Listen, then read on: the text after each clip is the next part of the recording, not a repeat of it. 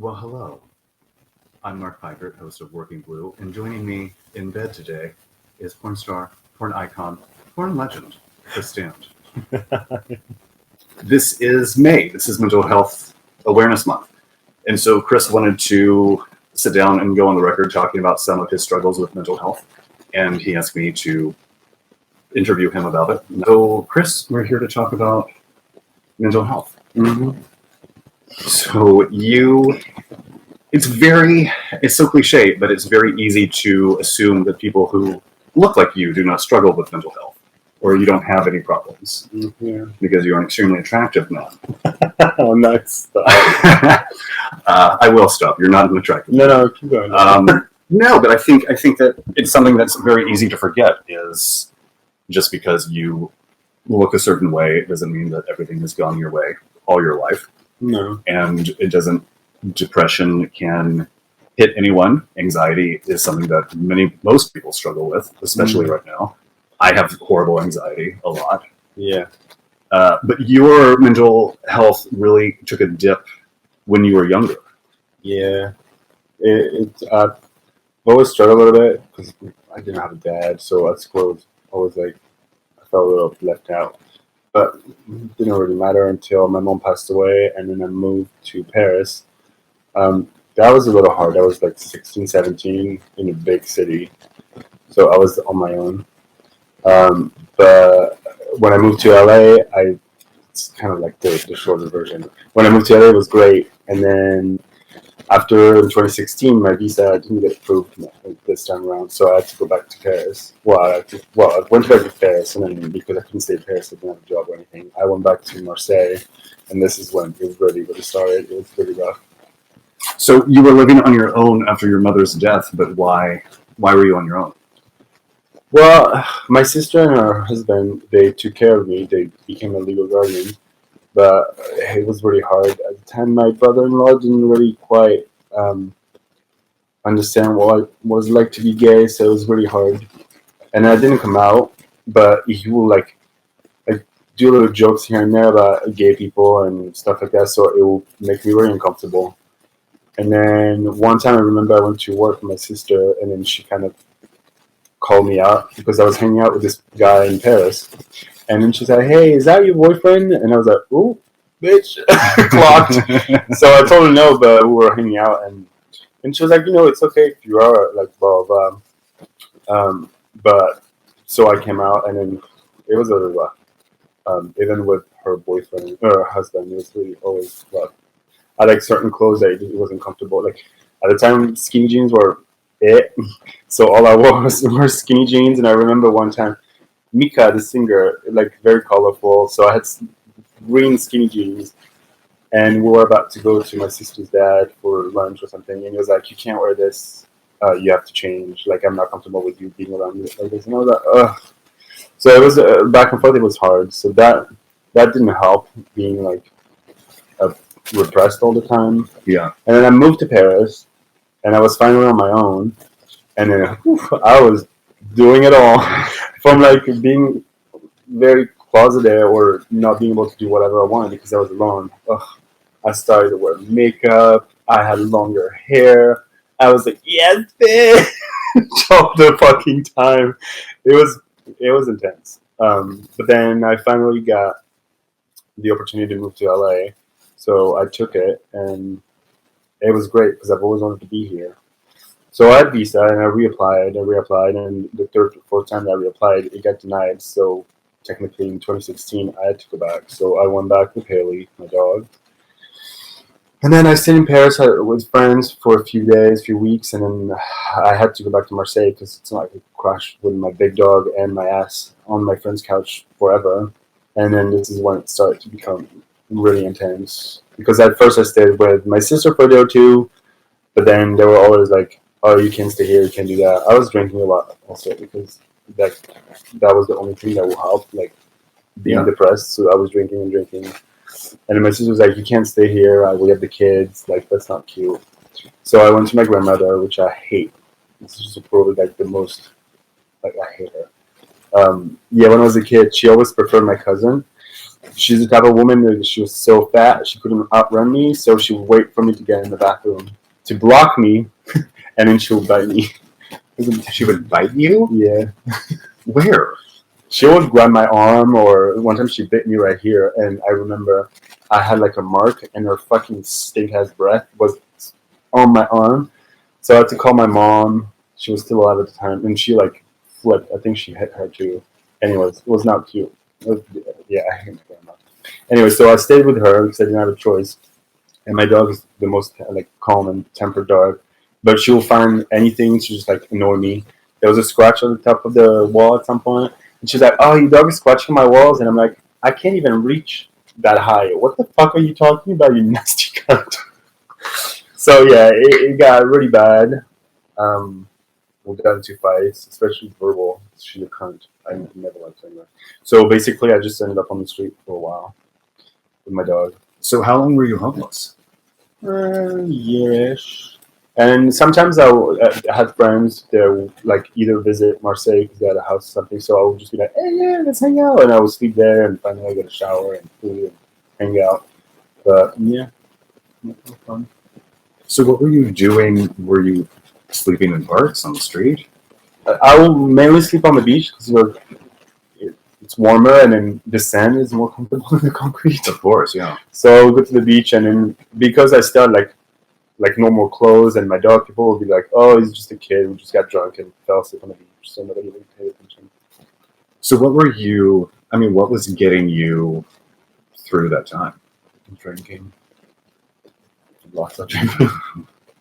Yeah, and smoking a lot. There's nights I remember I still have marks on my arms because I would be afraid to like get my stuff stolen. I would smoke, and then to keep up, I would burn myself, so it would wake me up. Yeah. So you were doing.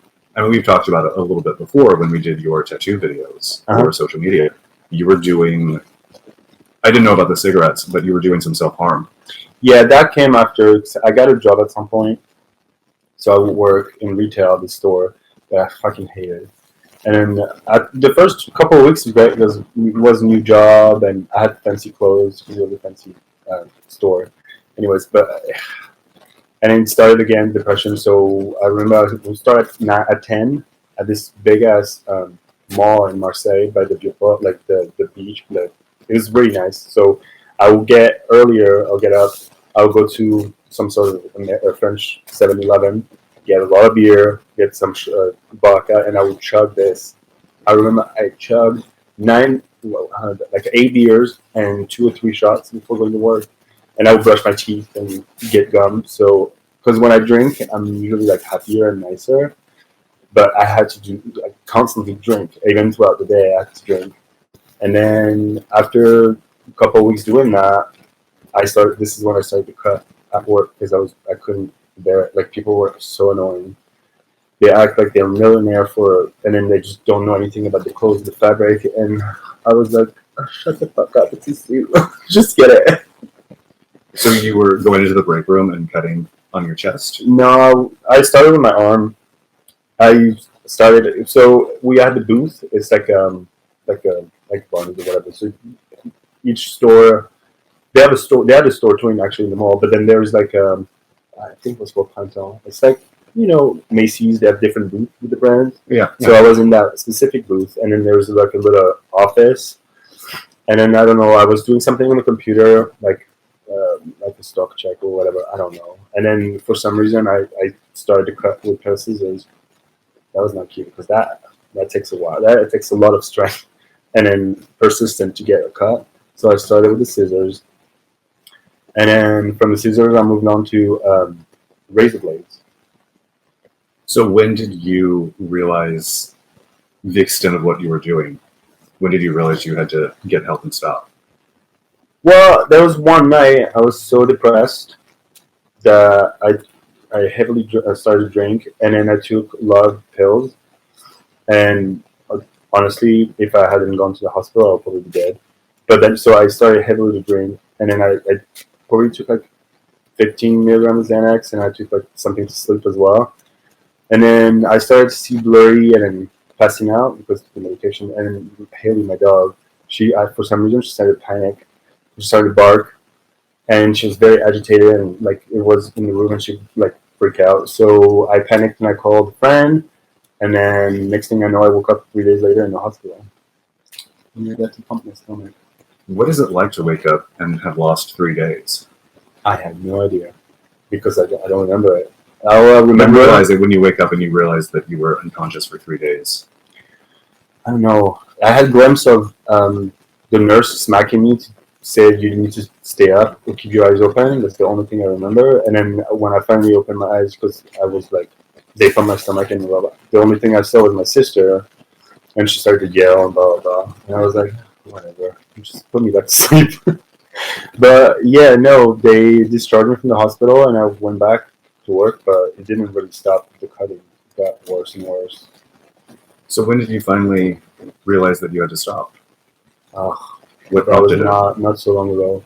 So after doing this, I was still very depressed. But then I had a What friend, year is this? 2016, 2017? 2017.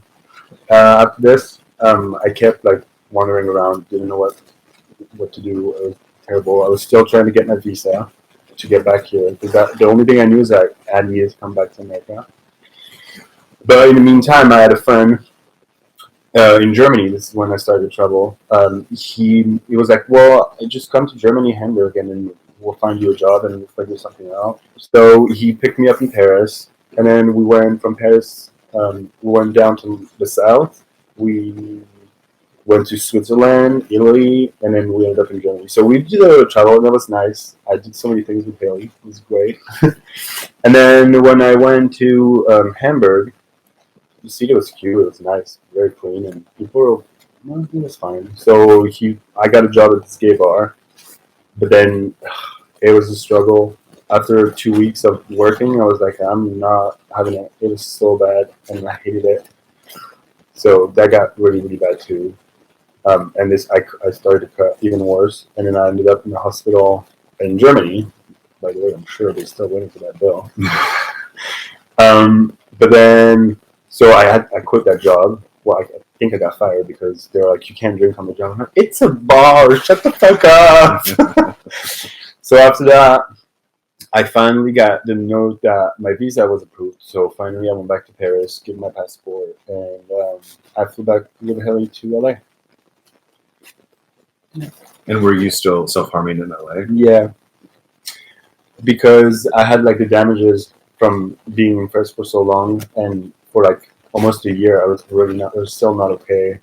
The thing is, also when I went back to France, I went to see therapists and all that, but I finally, I think that came out, but finally had the courage to say to my sister that my uncle's partner at the time was like 11, like he sexually assaulted me. I think that was a big echo that just like triggered a lot of things. That's why I hate being back in Europe. But then the worst part is that when I said that, my sister she didn't question it. My uncle right over his head, and my grandmother looked at me in the eyes and said, "You're looking for attention." And when was this? 2017. Oh, wow. Yeah. Who cares? She just died, so that's great. I can't put it in this. So while you were in Europe and you were struggling, and Yeah. it sounds like not hiding it very well, did people notice? Were people in your life taking you aside? Were you hoping that someone would stop you? There's one friend, my friend Fiona. She kind of helped, but there's so much she could do, and also like it's probably hard for her to see a friend doing that.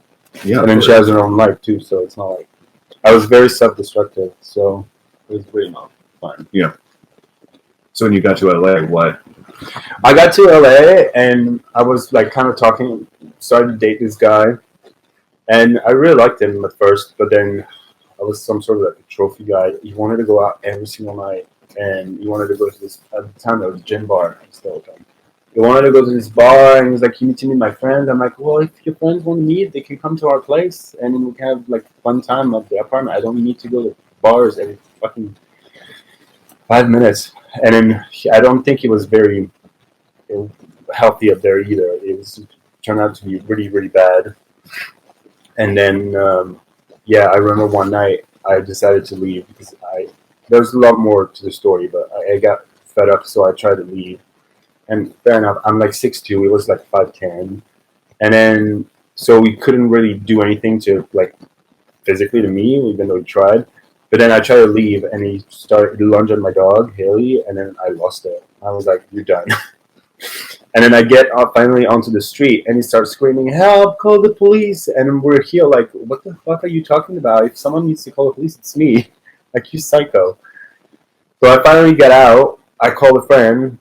He picked me up, and I went back to his house. And then the next day, I got a restraining order because he was following me and everything. I have photos and videos. And then he DM'd my sister on Instagram saying that if I was not coming back, you will get me deported.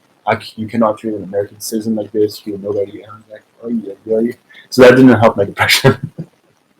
My God. Yeah, it was not cute. Chris. I know. And then I was cutting during that relationship too because he was driving me nuts. Like, he was doing a lot. I didn't have a job. He was working. I didn't have a car, so I would drop him off at his job in the morning, and then I will use the car during the day to try to do something on the job to take care of Hailey, and I'll pick him up at night. But so in some way I'm thankful because he did a lot of things, but at the same time, I remember one time I tried to like talk to him about me getting into porn, and I don't know, I don't quite remember. It was just very toxic.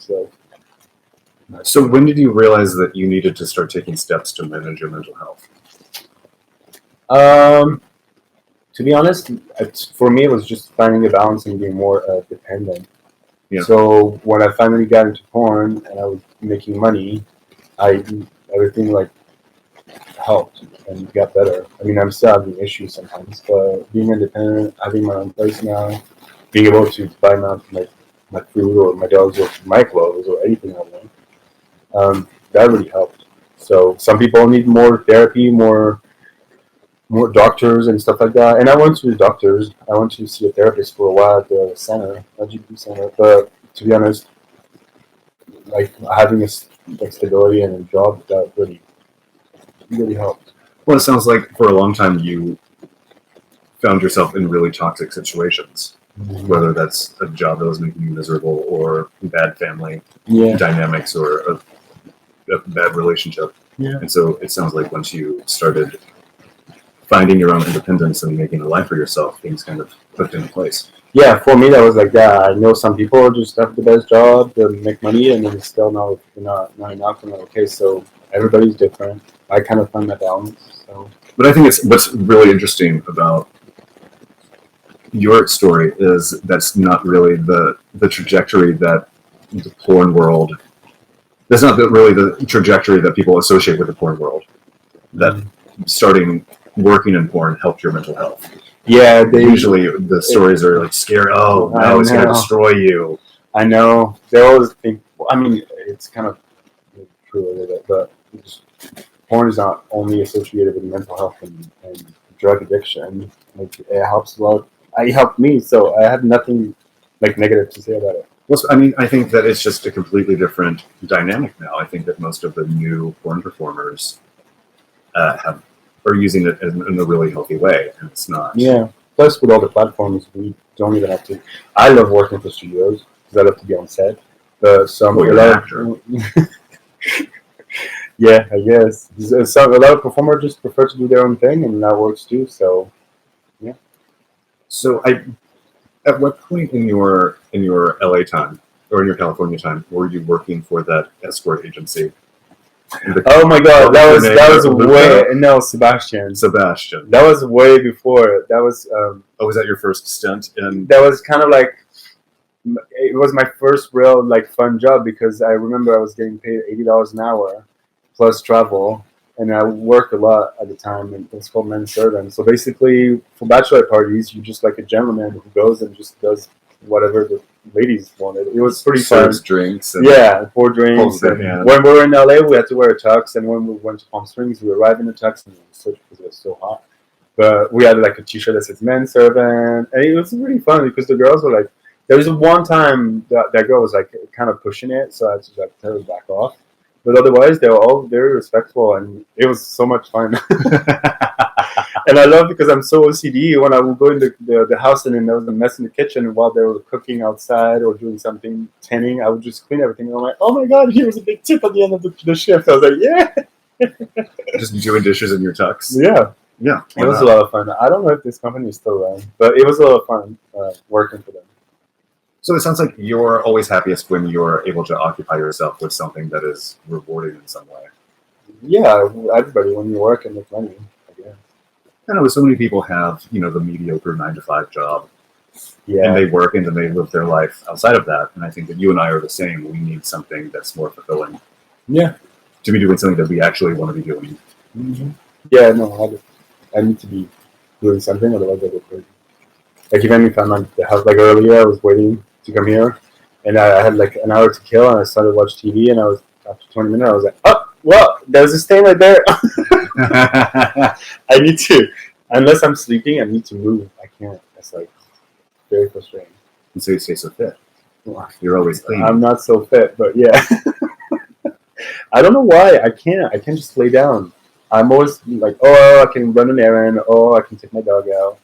I think the only time I can actually relax is if I'm on an island, on vacation, my dog's at boarding school, I don't have anything to do but drink by the pool. That's the only time I can relax. I'm insane. That's what we're about to do. So, I mean, are you taking medication to help navigate? Oh my God. The doctors, okay, so again, it's just my own experience. The doctors kept giving me like so many types of medication. I think the one that I remember is bupropion, something like that, and it makes you so groggy in the morning. I hated it. I'm a morning person. There's nobody on the street. I love to wake up early. Yeah. I'm like, fuck off. There's nobody. Yeah, it's quiet. So when they would give me medication, I would take it at first. And then after 3-4 months, I would go and be like, hey, it doesn't work. I'm still like, I don't feel anything but being nauseous in the morning. And I'm like, yeah, it takes time. And then I was like, you know what? Please don't do that. But I stopped by myself and I was like, fuck it. I'm just going to take my prep. And if I have anxiety attack, I'll just take a quarter of a Xanax and that worked pretty good for me. Yeah. Well, I mean, what's really important to note is there's no one size fits all for dealing with mental illness. No. Yeah, you have to find what works for you. Yeah. So now when things are getting bad, and how are you able to navigate that without resorting to self-harm again? It's rare when that happens. Well, I don't want to hurt myself anymore because at the time I really wanted to die. I have no intention of dying anymore. I love it. I love my life. Sometimes it's a little complicated. Sometimes I'm like, oh, for fuck's sake. But I have like that thought of like, oh, I need to die because I can't do anything properly. Or I'm hurting so much. Like it's not anymore. So it does get better. It did get better for me. So if I have a little bit of an anxiety attack, either I snuggle my dog, I smell her, that helps a lot. Or try to breathe, and then if it's too much, I just take it down. And then go away. Yeah. Is your relationship with your sister better? Yeah, even though it's still a little weird, my sister and I have always been extremely close, and I'm going to see her this summer, so everybody's excited. I think also, like, even with her husband, the fact that I'm not as flamboyant as I used to be, or because I know how to switch, like, to be super gay with friends and then be normal-ish. I don't think that being gay is not normal, but, you know. But for their heteronormative. Yeah, so they're fine now. I mean, I think when I was in front, and even though it was about time, he asked me if I had a boyfriend. My sister was like, what are you doing? So it was okay. I don't think we can talk about it, especially not in front of a kid. Yeah. But it's getting there. So. And it sounds like you've made a life for yourself here with friends who are family now, and you have a much better support system than you had in Europe. Oh yeah, 100%. Is that something that you consciously chose? Like, were you looking to create a community for yourself here, or did it just kind of happen? Well, I mean, I wanted to be here, and I'm not going anywhere. I mean, I might move out of LA because fucking $30 for parking. Crazy. Anyways. But on the street is regular. There's no street parking. I promise you can find something. But yeah, I knew I wanted to stay, especially in the U.S. So there was no way to go back to France or anywhere in Europe. So it took a while. I've been here for 10 years, and I've had friends, and there's still like some friends that I talked to that from my first time moving here. But it took about 10 years for me to have like solid real friends, and porn really helps because now I have like my real porn family and like my real friends, and they know like we can't relate because we all do the same things. So Yeah. You don't need friends. You have fans now. that too. That's what is that Scream 4? I don't need fans. I don't need friends. I need fans. What am I supposed to go to college? Graduate? And now Hailey Panettiere is coming back for Scream 6. I know. I thought she died. What the fuck? I thought he stabbed her. Scream world. Everyone lives. God damn it. Except you. Spoiler alert. Why was it important for you to talk about this month? I was like, why not? Plus, a lot of people asking about the scars and stuff like that. So hopefully they'll see this video. I don't think that maybe that can help someone just being able to talk about it. I don't know. I just wanted to because why not? And you actually, what I found really interesting when we went through your tattoos is you actually have a tattoo of a razor on your chest. Yeah, and then same thing. I have this like old, I don't know what you call this thing. So I used to have this. Oh yeah, a straight razor. Yeah, and then I put the razor blade and I'll cut with it, and that's why I got it here. Because the most that I cut was on my chest right here. I had like 4 or 5 cuts, maybe on my arms, and then that's what I used to use. Why? What prompted you to commemorate it in that way? Just to remember that I was going through a rough time, I guess. But most of my tattoos have a meaning, so yeah, I really wanted to get it, and that's why I got it closer to my chest. I didn't want to get anything on this arm because it's mainly about my family's birthdays and stuff like that. So that's closer to my heart too. Yeah. Have you? I mean, a lot of this, and we've talked about this a little bit over the years, but a lot of it seems to have stemmed from your mother's death when you were a teenager. Yeah, that was bad. Have you come to terms with it a little bit more now? I know she's in a better place for sure. She was pretty sick, but no, there's still times. Like I think it was yesterday. I don't know. Actually, it was now. I was watching AJ and the Queens before coming, and there's that scene where that little girl AJ looks at the window, and then there's the mom with the daughter, and then she feels sad because her mom's not around, and I started to feel sad too. I was like, So no, it's not. It's a feeling that will never go away. Like I will never be able to pick up the phone. That same thing. 2 days ago, I was running, and I'm hiking, walking down, and there's this guy that's like in his 40s and 50s even. And he picks up the phone. He's like, "Hey, mom," and I was like, "Ugh, that's something I would never be able to say." Yeah. Yet I haven't said "mom" in like 17 years. I'm sorry. It's okay. It's fine. But yeah, that.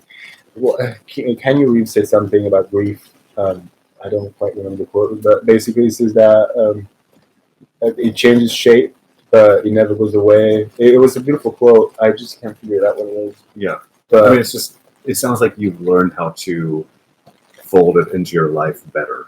Yeah. Than when you were younger. Well, funny, when she first died, I was sad, but I didn't have any, I don't know, maybe I was numb. But it took me solid a year and a half before I started to realize that she was gone and being really hurt by it. Yeah.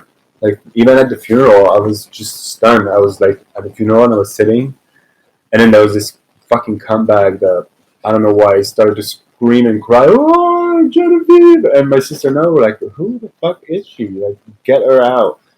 See, it was just so much drama for people that I'm like, you're not even family related. You made like 3 times, and all of a sudden you just. So I was so numb. Yeah. There was one thing that I really regret, and we talked about with my sister, is that she didn't let me say goodbye. They had to put her in a refrigerator and then do a lot of things because she died in Paris and the funeral was in Marseille, so we had to transport her. So when she got transported, my sister did her makeup and all stuff like that, and she thought she did what she thought was the best. So she was like, "You can't. No, I'm going alone." And I didn't really get to say bye, and I only saw her in the casket for like 5 minutes, and that's the only thing that I told her as an adult. I regret that I was upset that I was upset she did that, but yeah, that's the only thing. Yeah. Well, I'm happy that you're in a healthier place now, and you found a way to manage your mental health. Yeah, it's not easy. But around 30, got better. It took about 15 years. Yeah, when I was 20, I met an older guy. He said, "Oh, your 20s are going to be awful, but when you're 30, everything will be great." I know. And I said, "I have 10 years. I have to wait 10 years." Yeah, And it was true. As soon as I turned 30, everything, like all the bullshit went away. I know. I just have to work my anger management, but other than that, everything's fine. Yes, he does. I hate people that are annoying. I'm like, shut the fuck up. Mind your business. You're right. You're the only person who hates people who are annoying. Absolutely. That is the most singular thing about you. Chris, I'm very honored that you asked me to do this interview with you. That's extremely nice and generous of you. And I'm very happy that you were able to share with everyone your struggles, because you look one way, but inside you feel so much. I do. I think it's really important to remember that you don't know what anyone's going through. No, that's true. Which you should remember when people make you angry. I really try, but like instead of calming down, they just infuriate me even more. But yeah, no, that's true. They don't know what people are going through. Well, thank you for sharing everything, Chris. Mm-hmm. And thank you guys for watching. And of course, you can find Chris Damned in all of his glory on chrisdamned.com. Do you have a site? Yeah, chrisdamned.com.